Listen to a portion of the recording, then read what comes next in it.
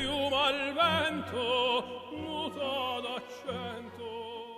We get some martini in there. And I need to get a whole cast and crew. Oh, there he is. Come on, Lou. Lou, get in the picture now. Come on, Lou, get in. Lindsay, Michelle, Neil, come on in. Next to my daughter. Steve, come on in. Steve Badlamenti, come on in. Wayne Ball. The fellow's making a sequel to Lincoln right now. Going somewhere. Lincoln the Wagon? Oh my God, he was so pretty. Yeah, that is really nice. Can you get my camera out of my pocketbook? Can you guys video people in the middle? Lindsay, come on. Steve Badlamenti, come on in the center. I'm talking with one of the stars of the film West End, Peter Ordinante. Peter, you got a lot of film under your belt, and you really are the real McCoy. If someone kept taking my parking spot, I would ask you to have a talk with them. Good. They needed a tough guy for this film. They got you. Tell us about your character being the antagonist. Well, one of the things that we like to say about West End, it's like Hamlet at the Jersey Shore. And if it is, I'm Claudius.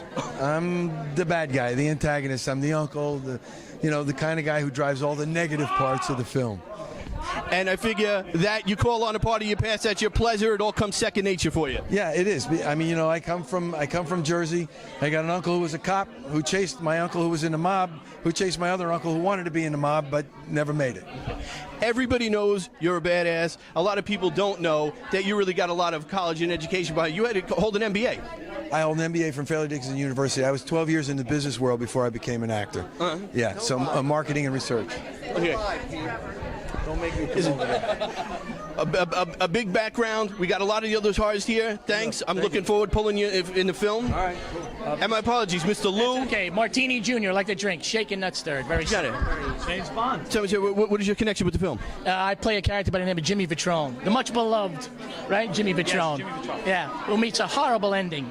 But Okay, well, it sounds like a couple of days' pay anyway, right? It sounds like there was a lot of physical acting. Tell us about the preparation to come into the film. Well, you know what? The preparation, first of all, is when I got the offer to do the film, and I knew my buddy Anthony Mangano was going to be in it. I was going to be directed and starring opposite Joe Bazile. That was the preparation. That's all I needed, So your preparation was putting on a clean shirt and going to meet them. Absolutely. Actually, no, putting on the dirty shirt. Oh. When you see the movie, you'll see why.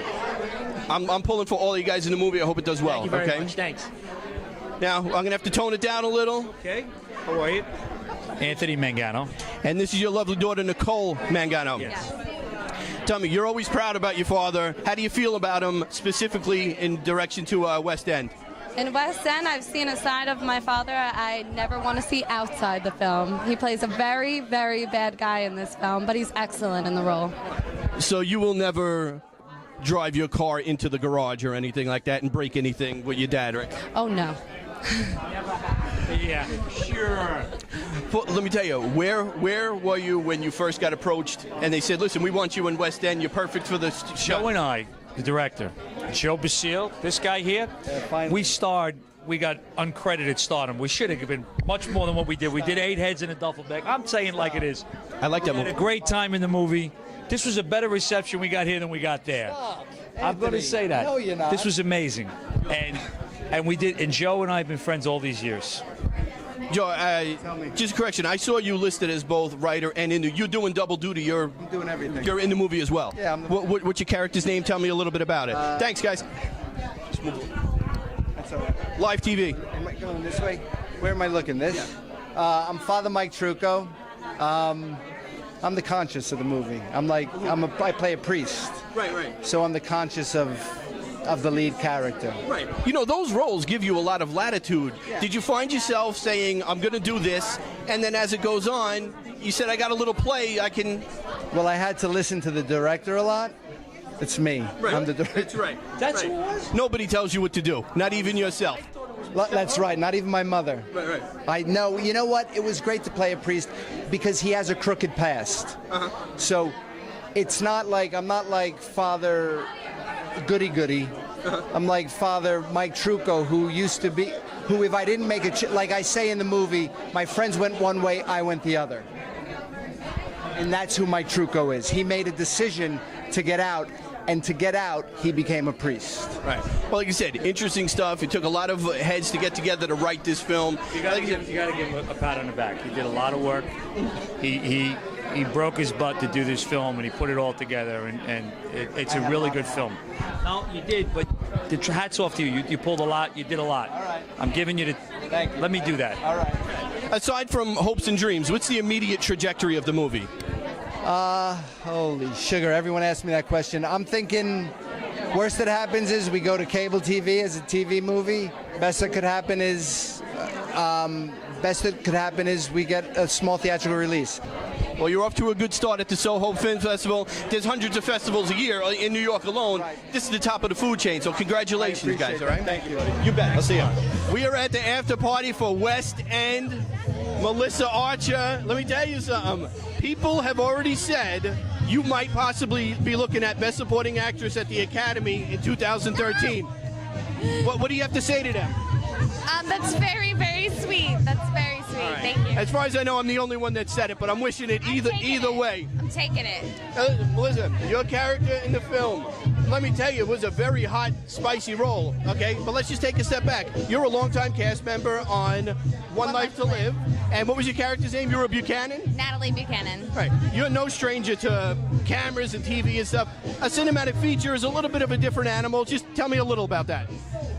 Well, it's funny. There's a lot of similarities, believe it or not. But I guess the difference is, well, it's what we shoot it with. And but I gotta say, like, doing an indie film and doing what we're doing on One Life to Live has a lot of similarities because we shoot out of order, which is the way a film shoots, and the timing, like you have to get things done quickly because for an indie film, for budget, and well, probably also budget for our show, but it's awesome.